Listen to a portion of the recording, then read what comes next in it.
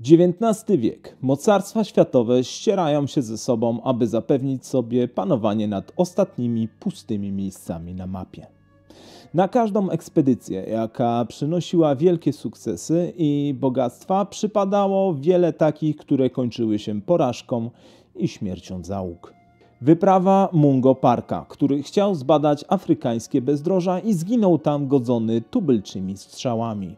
Ekspedycja Scotta, który został na zawsze na biegunie południowym. Lub Ernesta Shackletona, który umarł w czasie opływania Antarktydy. To tylko nieliczne, najgłośniejsze przykłady tego, że odkrycie świata, jaki znamy i rozumiemy dzisiaj, zabrało ze sobą sporą grupę badaczy i śmiałków.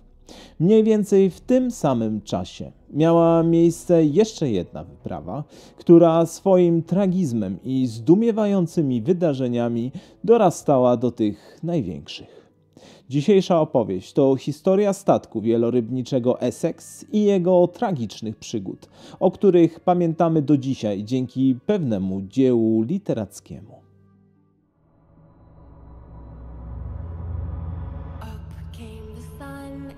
Dried up all the rain. The itsy bitsy spider went up the spout again.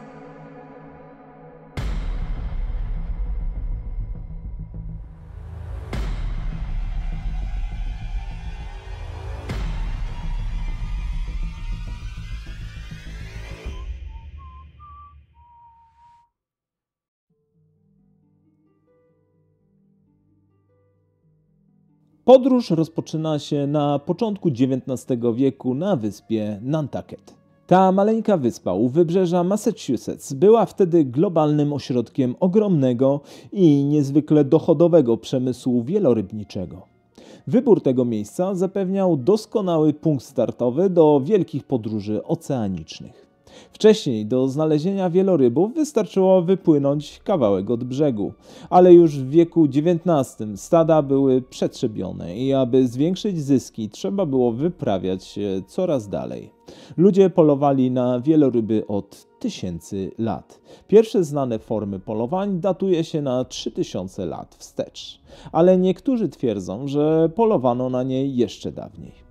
Wtedy polowanie na te ogromne ssaki było kwestią przetrwania i wykorzystywano każdą, nawet najmniejszą część ich ogromnego ciała.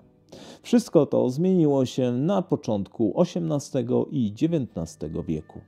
Polowania na te bestie zmieniło się wtedy w obrzydliwą pogoń za zyskiem. Wydobywanie ropy i rafinowanie jej na skalę przemysłową wtedy jeszcze nie istniało. Olej wielorybi był więc niezbędnym towarem używanym m.in. do smarowania maszyn, ale i chociażby do produkcji oleju do oświetlania latarni ulicznych. Miała wtedy miejsce rewolucja przemysłowa. Coraz częściej siłę ludzkich rąk zastępowały ogromne maszyny. Ciężkie metalowe potwory do działania potrzebowały smarowideł. Cała ta rewolucja, można by powiedzieć, rosła na ogromnych cielskach tych podwodnych ssaków. Na otwartych oceanach pływała, jakby się mogło wydawać, nieograniczona liczba wielorybów, ale występowały oznaki, że jest ich coraz mniej, a każdy wypełniony wartościowym towarem. Wielu łowców więc ryzykowało swoje życie, aby poławiać i później ekstraktować olej z ciał olbrzymów. Dosłownie zajęcie to było ryzykowaniem życia. Wieloryby nie odchodziły na drugi, lepszy świat bez walki. Przy nabrzeżach Nantucket panował ogromny tłok. Co chwilę przypływał i odpływał jakiś ogromny statek wielorybniczy. Ruch przy porcie był ogromny. Rozładunki towarów i załadunki prowiantu na następną podróż. Życie tam aż buzowało. Jednym z takich statków był Essex. Jego kapitan, George Pollard Jr., zastanawiał się, czy nie dobrać jeszcze kogoś do swojej zaufanej 20-osobowej załogi.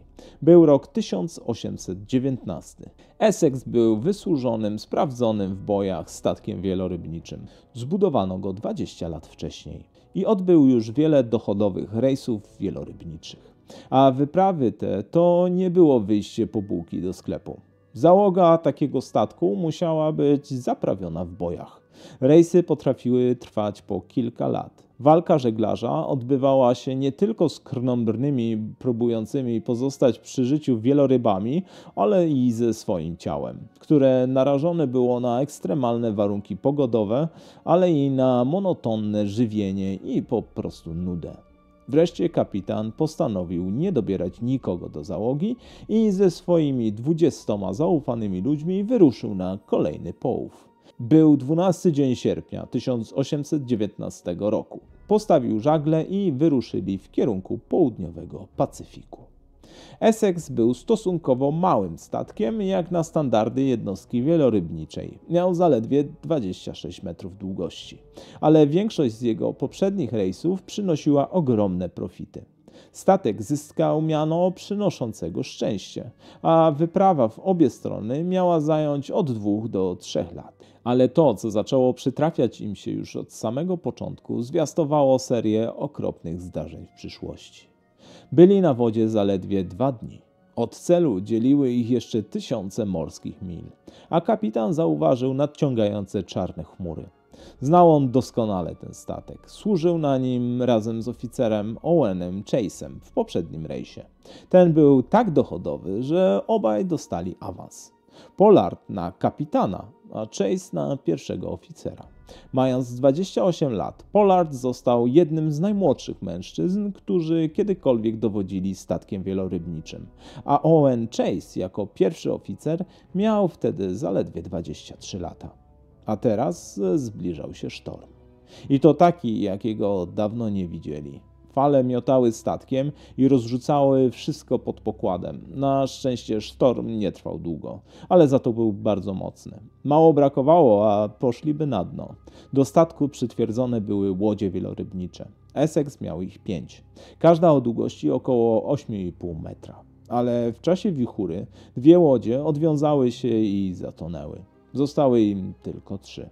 A do tego poważnie uszkodzony został jeden z masztów. Żeglarze zaczęli szeptać między sobą, że to może być zły omen, że może trzeba wracać. Ale kapitan Pollard tylko wyśmiał ich i nakazał porządkowanie statku. Wykonano naprawy, ale od marynarzy można było usłyszeć szmery niezadowolenia i opowiadanie historii o złym omenie, który wisiał od tej pory nad nimi.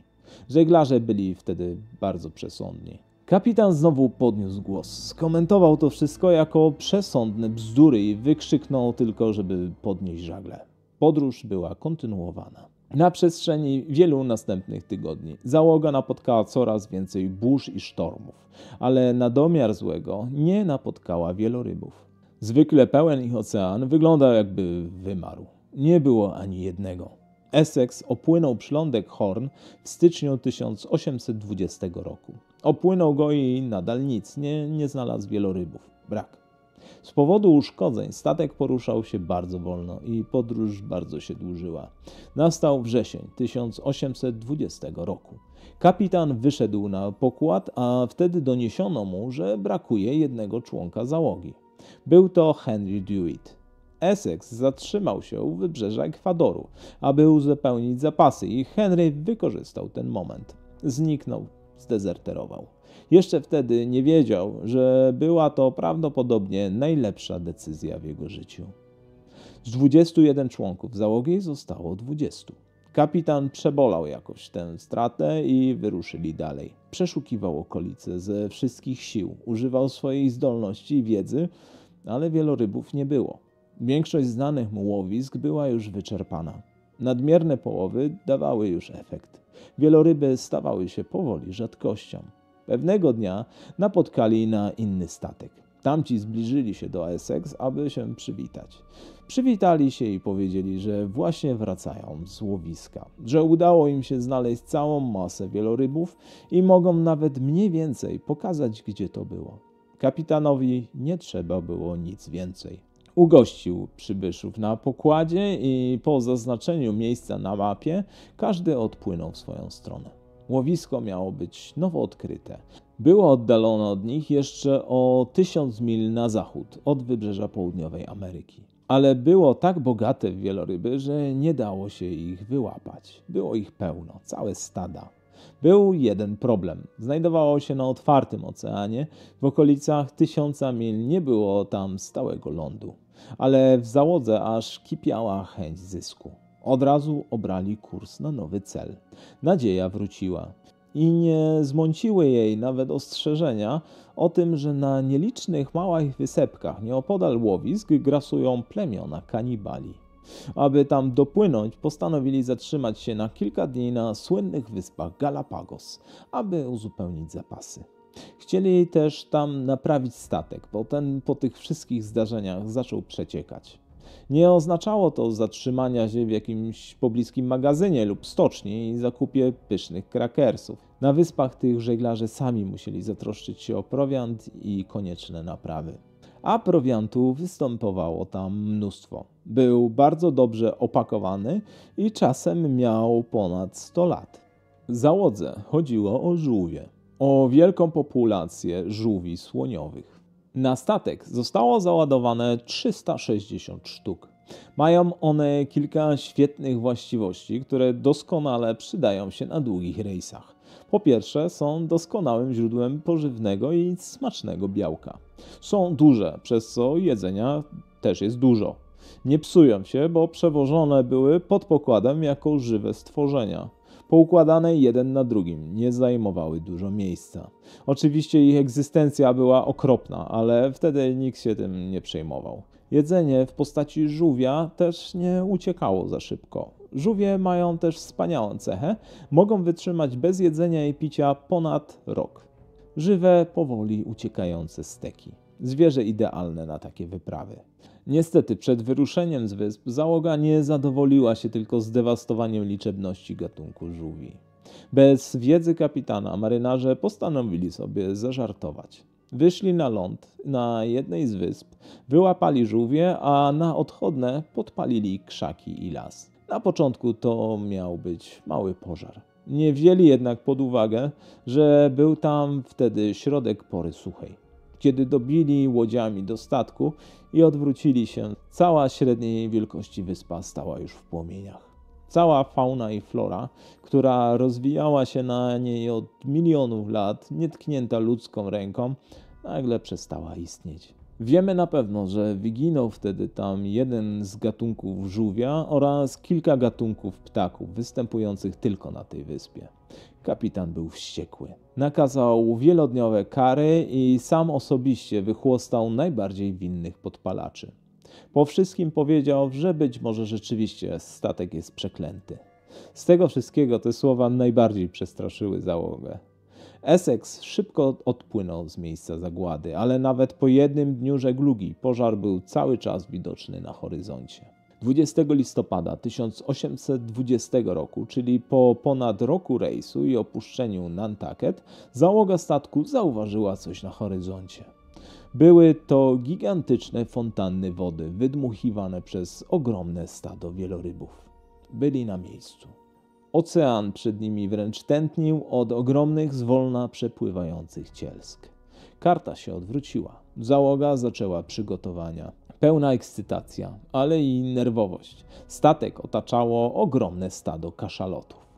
Kapitan rozkazał zaopatrzyć 3 łodzie do połowów, które były przytwierdzone do statku. Pamiętamy, że miało być ich 5, ale 2 zatonęły podczas sztormu. Zaopatrzone w harpuny i potrzebne liny, drużyny wyruszyły w pogoni za wielorybami. Te kaszaloty były jednymi z największych, jakie kiedykolwiek widzieli. Dorosłe samce tych ssaków mogą osiągać do 20 metrów długości i wagę do 70 ton. Typowy autobus ma 14 metrów i waży około 10 ton. To tak dla skali. Wielorybnictwo w XIX wieku było jednym z najniebezpieczniejszych zajęć, jakie można było sobie wyobrazić. Kilku ludzi w małej łódce próbowało trafić olbrzyma harpunem. Podpływali do wynurzonego akurat zwierzęcia i rzucali ciężkim, ostro zakończonym harpunem najmocniej jak potrafili. Kiedy harpuny były wbite dość głęboko, natychmiast wieloryb próbował uciekać. Podpięci do cielska dawali się holować z ogromną prędkością, wbijali co chwilę następne harpuny. Ten moment wielorybnicy na całym świecie nazywali Nantucket Slate Ride, czyli jazda na saniach w stylu Nantucket. Kiedy wieloryb był już zmęczony, podpływali do niego i kończyli dzieła. Ale nie zawsze wszystko przebiegało tak, jak było zaplanowane. Wieloryby nie stawały się źródłem oleju bez walki. Jak można sobie wyobrazić, nie były skore do oddawania życia w imieniu postępu technologicznego. Jedno uderzenie ogromnym ogonem mogło zniszczyć łódź i zabić załogę. Brutalne łowy mogły zakończyć się tak, że ofiara stawała się zabójcą. Łowy się zaczęły. Ale nie wszystko szło tak, jak było to w planach. Jednej z łodzi udało się trafić wielkiego kaszalota. Ten zaczął ciągnąć. Ale chwilę po tym, jak harpun zatopił się w jego ciele, kaszalot uderzył ogromnym ogonem w bok łodzi. Część burty natychmiast się roztrzaskała. 8-metrowa łódka z 5 osobami na pokładzie zaczęła tonąć. Od razu odcięto linę. Wieloryb uciekł w głębiny, a wiosłujący zaczęli wracać na Essex, aby dokonać napraw. Dla nich łowy się skończyły. Pozostałym 2 załogom też nie szło najlepiej. Wprawdzie trafili w cel harpunami, ale holowanie nie przyniosło skutków. 2 łódki coraz dalej i dalej odpływały od statku matki. Kiedy te 2 załogi dawały się holować w tę i z powrotem zatrafionymi kaszalotami, jeden ze starych wielorybów przyglądał się tej rzezi. Był na tyle zdegustowany tą sytuacją, że postanowił wziąć sprawy w swoje ręce. Kaszaloty są ogromne, ale ten był największy z nich wszystkich. Obliczono później, że miał 26 metrów długości i ważył około 80 ton. Zachowywał się wyjątkowo dziwnie. Kiedy jego krewniacy pływali dookoła w chaosie, ten po prostu unosił się na wodzie zwrócony w stronę statku. Jakby obserwował. Pozostała załoga Essex, która nie brała udziału w łowach, zauważyła giganta. W sumie zaczęli się zastanawiać, czy ten w ogóle żyje. Niedługo mieli się dowiedzieć, że żyje. I to jeszcze jak. Wtedy wieloryb ruszył. Nabrał ogromnej prędkości, po czym zaszarżował pod wodą na statek matkę, na Essex. Z ogromną prędkością uderzył w lewą burtę. Załoga statku wzięła to uderzenie za przypadkowe. Myśleli, że wieloryb chciał po prostu przepłynąć obok i zawadził cielskiem. Wieloryby nie są znane z tego, że atakują statki. Ogólnie nie są znane z agresji. Ale po wejrzeniu za prawą burtę zauważyli giganta, który wynurzył się 40 metrów dalej. Nawrócił i zaczął znowu płynąć w stronę statku. Kaszaloty na małych dystansach mogą płynąć nawet z prędkością do 30 km na godzinę. Uderzenie w drewniany statek z taką prędkością to tak jakby zderzyły się z nim 3 autobusy naraz. Po nawróceniu kaszalot obrał za cel dziób statku i uderzył. Załoga była oszołomiona, ale już wiedziała, że nie jest dobrze. Statek miał bardzo poważne uszkodzenia, a wieloryb odpłynął w głębiny. Gwałtownie zaczęli nabierać wody. Pozostali marynarze wraz z kapitanem powrócili z polowania. Już z daleka widzieli, że coś jest nie tak. Przybili do statku swoimi małymi łodziami. Po wejściu na pokład kapitan Pollard zobaczył blade, spanikowane twarze załogi. Podszedł do swojego pierwszego zastępcy, Owena Chase'a, i zapytał, co się stało. Na to ten odpowiedział: zostaliśmy zaatakowani przez wieloryba. Wszyscy zaczęli biegać w popłochu. Najpierw próbowali opanować przeciekanie, ale było już za późno. Statek tonął, nic nie dało się zrobić. Następnym rozkazem kapitana Pollarda było to, aby przenieść jak najwięcej jedzenia i picia na małe łodzie wielorybnicze. Wszystko, co dało się tam zmieścić. Kilka żółwi, kilka muszkietów, 65 galonów świeżej wody, czyli około 250 litrów i 280 kg twardych krakersów, bezsmakowych, które robi się tylko z mąki i z wody. Nic więcej się nie zmieściło. Kapitan rozkazał też, żeby zabrali kilka desek i pali drewnianych, aby dołożyli do tego płachtę materiału i wykonali prowizoryczny maszt. Nie uśmiechało mu się wiosłować przez 1000 mil, jakie dzieliły ich od stałego lądu. Ale co było najważniejsze w tym przypadku, z tonącego statku udało się uratować przyrządy nawigacyjne kapitana. Bez nich byli zgubieni. To była ich jedyna nadzieja na odpłynięcie chociaż w odpowiednim kierunku. Kiedy wszyscy byli już na łódkach, odwrócili się, żeby zobaczyć, jak ich ogromny statek powoli idzie na dno. Zebrali się wtedy łódź koło łodzi i zaczęli dzielić porówno zapasy. Marne zapasy, zważywszy na to, jak długa droga była przed nimi. Podczas tego dzielenia oszacowali, że jeśli każdy mężczyzna będzie wypijał średnio pół kubka wody i jadł jeden herbatnik dziennie, to te zapasy wystarczą na 60 dni. Najbliższe wyspy znajdowały się 1200 mil od nich na północy. Polinezja francuska. Kapitan Pollard stwierdził, że te wyspy to ich jedyna i najlepsza nadzieja na ratunek. Ale jego zastępca i reszta załogi nie byli przekonani. Wszyscy uważali, że ta część Pacyfiku zamieszkiwana jest przez dzikich ludożerców, przez plemiona, które jeśli tylko ich zobaczą, zaatakują i zabiją i zjedzą. Co po części w tych czasach mogło być prawdą. Przekonali kapitana. Zamiast na północ najkrótszą drogą ruszyli na wschód, do Chile. Dystans był prawie 2 razy dłuższy. Oszacowali, że i tak powinno się udać przy tych racjach i w tym czasie, jaki im pozostał. Ale teraz margines błędu był już naprawdę minimalny. Jedno zboczenie z kursu, jakieś opóźnienie i będzie po nich. Zaczęła się podróż. Od początku załodze 3 łodzi towarzyszyło palące słońce. Nie mogli się nigdzie skryć, byli w otwartych szalupach na otwartym oceanie. Słońce spaliło skórę, ta zaczęła odchodzić im płatami. Do tego wszystkiego pół kubka wody i 1 krakers dziennie. To naprawdę niewiele jak na dorosłego mężczyznę. Odwodnienie i głód zaczął im bardzo doskwierać. Upalne słońce przewijało się na zmianę z nagłymi sztormami, podczas których fale rzucały małymi łódkami na wszystkie strony. Załogi już kilka dni od wyruszenia były na skraju wyczerpania. Ale to nie było wszystko. Podczas ataku wieloryba do zapasów krakersów dostała się słona morska woda. Zostały nią wręcz nasączone. Teraz wyschły i zostały słonymi krakersami. Były zdatne do jedzenia, ale ich słoność potęgowała pragnienie. A jak wiemy, tego nie było jak zaspokoić. Po miesiącu tułaczki, po bezkresnym oceanie, kapitan Pollard wyciągnął lunetę. Coś zauważył na horyzoncie. Była to wyspa. Wybawienie. Rzucili się w jej kierunku najszybciej jak potrafili. Na tyle, na ile pozwalały ich wygłodzone mięśnie. Oczywiście gnała ich nadzieja na to, że znajdą tam wodę, jedzenie, a może jakieś chociaż tymczasowe schronienie. Ale gdy tylko przybyli, okazało się, że los postanowił z nich zadrwić. Być może musieli zapłacić za to, że spalili wyspę na Galapagos, być może to był po prostu pech. Ale wyspa, którą znaleźli rozbitkowie, nie była jedną z tych rajskich, na którą liczyli. Znaleźli się na wyspie Henderson. Po pierwsze, wyspa była wtedy niezamieszkana i poza ptakami i nielicznymi krabami nie było na niej żadnej jadalnej części.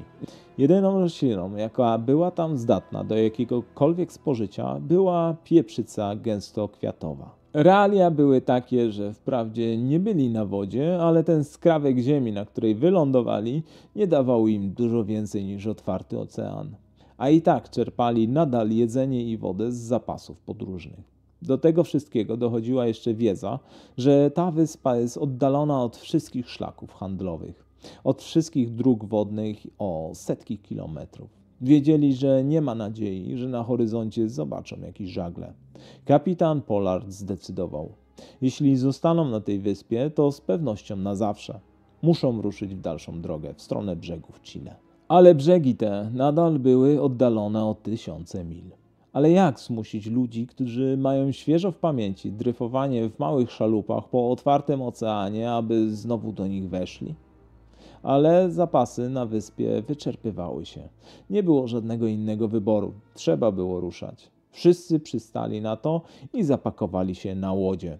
Wszyscy, oprócz 3. Ci 3 stwierdzili, że jeśli nawet mają zginąć, to wolą, aby stało się to na stałym lądzie, a nie gdzieś na bezkresnym oceanie. W tej chwili załogę wyprawy stanowiło 17 mężczyzn. Załadowali na łodzie to, co zostało i wyruszyli na wschód. Po tygodniu wyczerpały się zapasy jedzenia, które jakimś cudem udało się uzbierać na wyspie.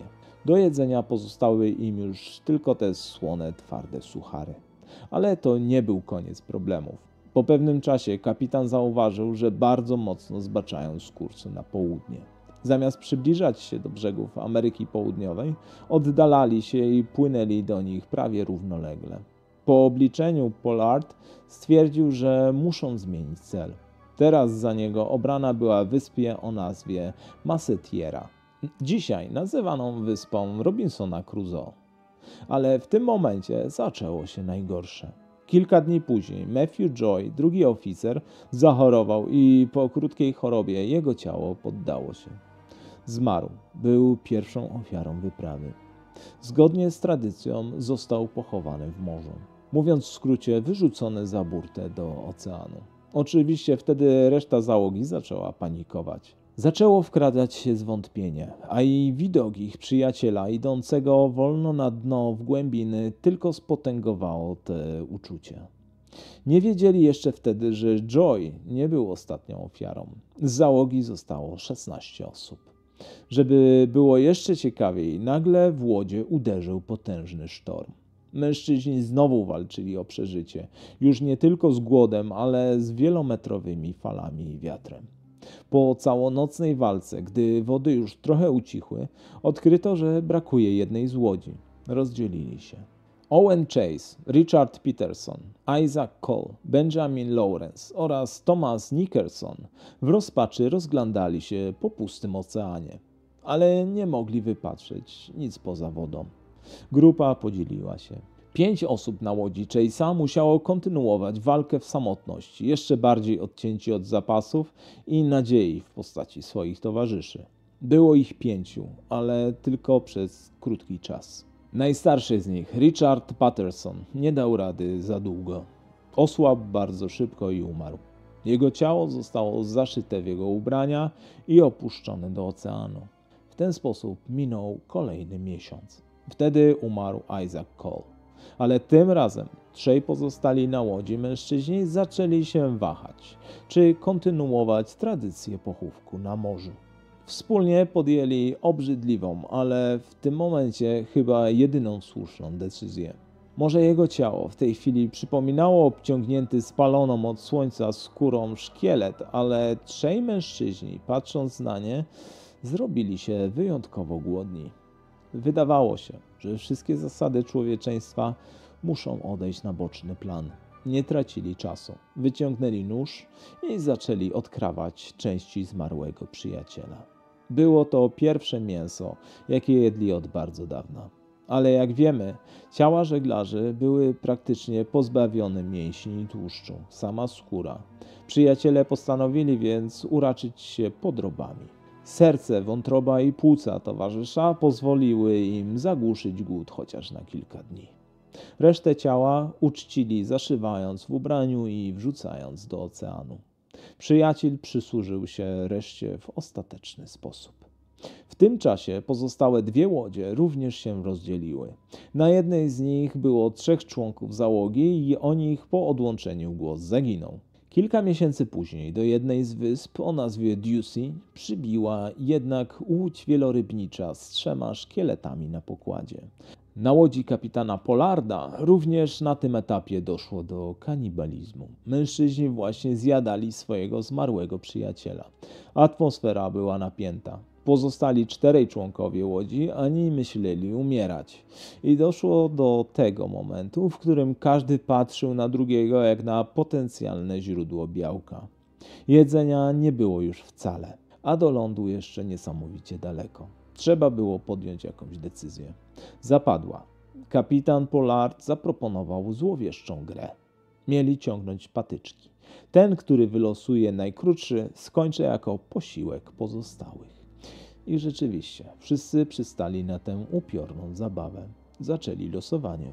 Kuzyn kapitana Pollarda, Owen Coffin, z drżącą ręką wyciągnął swój los. Patyczek był najkrótszy. Chłopak miał zaledwie 17 lat, a to był jego pierwszy rejs. Starszy kuzyn zabrał go na wielką przygodę i obiecał mu bogactwo, jakie płynęło z połowów wielorybów. To miał być jego pierwszy i ostatni rejs. Kapitan przed wyruszeniem obiecał jego matce, że będzie się o niego troszczył i w tym momencie mocno wziął sobie do serca to przyrzeczenie. Pollard powiedział, że to on pójdzie pod nóż za swojego młodego kuzyna, ale chłopak powiedział, że nie. Los tak zdecydował, to muszę być ja. Nastąpiło następne losowanie. Tym razem losowano Kata, osobę, która miała dokonać egzekucji chłopaka. I tutaj padło na jego najbliższego przyjaciela Charlesa Ramsdela. To on miał pozbawić życia swojego druha. Coffin został zabity strzałem w tył głowy, a jego ciało zostało zjedzone. Na tej samej łodzi kilka dni później Basili Alray umarł już z przyczyn naturalnych. Jego śmierć również nie poszła na darmo. 89 dnia od momentu, w którym Essex został zaatakowany przez ogromnego wieloryba, z całej 21-osobowej załogi w tej chwili 8 osób walczyło o życie w różnych miejscach Oceanu Spokojnego. Od tego dnia trójka, która odłączyła się od Pollarda, Owen Chase, Benjamin Lawrence i Thomas Nicholson, zobaczyli na horyzoncie żagle. To był statek, co ciekawe, również wielorybniczy o nazwie Indian. Łódka też została zauważona jako mała łupina unosząca się na falach. Zostali uratowani. 4 dni później następny statek wielorybniczy, Dauphin, który również wypłynął z Nantucket, zauważył szalupę z 2 rozbitkami. Do kapitana Pollarda i Charlesa Ramsdela też uśmiechnęło się szczęście. Ale to, co odkryto na łodzi, było przerażające. Kiedy statek podpłynął, załoga zobaczyła kapitana i Charlesa, którzy warczeli na siebie w walce o ostatnie części ciała swoich przyjaciół. Wspomina się, że mężczyźni byli tak wyczerpani i mieli już takie halucynacje, że zaatakowali swoich ratowników. Próbowali po prostu bronić cenne resztki jedzenia pozostałe na swojej łodzi. I zostało jeszcze 3. Ci, którzy zostali na wyspie i zrezygnowali z walki o życie na morzu. Tam też wysłano statek ratunkowy. I cudem wszyscy 3 przeżyli i byli zdrowi.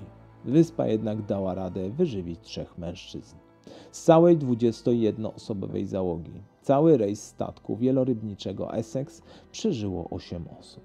7 zostało zjedzonych przez swoich towarzyszy podróży. Z kapitana Pollarda był jednak twardy zawodnik. Zaraz po przypłynięciu do Nantucket wrócił do połowów wielorybów na innym statku. Co ciekawe, w swoim kapitańskim życiu przeżył jeszcze 2 kolejne katastrofy i zatonięcia. I dopiero po tym drugim doszedł do wniosku, że to już nie dla niego, że mu wystarczy. I na emeryturze dożył jeszcze wieku 78 lat. Aby upamiętnić śmierć swoich towarzyszy, pościł każdego roku 20 listopada w rocznicę podstępnego ataku wielkiego wieloryba. Pierwszy oficer, Owen Chase, również powrócił do połowów, aby przez następne 20 lat zajmować się polowaniem na wieloryby. Ale wydarzenia z wyprawy bardzo mocno wpłynęły na jego psychikę. Ostatnie swoje lata życia spędził w zakładzie psychiatrycznym, wspominając, że co noc wracają do niego duchy zjedzonych przyjaciół. Ale chyba najważniejszym i najbardziej zapamiętanym bohaterem tych wydarzeń był ich sprawca. Ogromny wieloryb, kaszalot, którego rozmiary i zachowanie obrosło w ogromną legendę. W każdej gazecie rozpisywano się o potworze, który przemierzał bezkresy oceanów i polował na statki wielorybnicze. Wiedział o nim wtedy cały świat i ostatecznie historia ta trafiła do autora Hermana Melville'a. Po usłyszeniu o niej osobiście spotkał się z ocalałym Owenem Chase'em i ten opowiedział mu wszystko ze swojego punktu widzenia. Pisarza tak oczarowała opowieść o statku Essex i krwiożerczym kaszalocie, że napisał na jej podstawie książkę. W 1851 roku powstała powieść Moby Dick. Na podstawie tej historii nakręcono też film w 2015 roku o nazwie W samym sercu morza. Tradycyjnie dziękuję Wam za to, że tak licznie oglądacie moje filmy. Wasze wsparcie w postaci łapek w górę i komentarzy zawsze daje mi dużo radości. Pozdrawiam Was bardzo serdecznie. Do następnej historii już za tydzień. Cześć.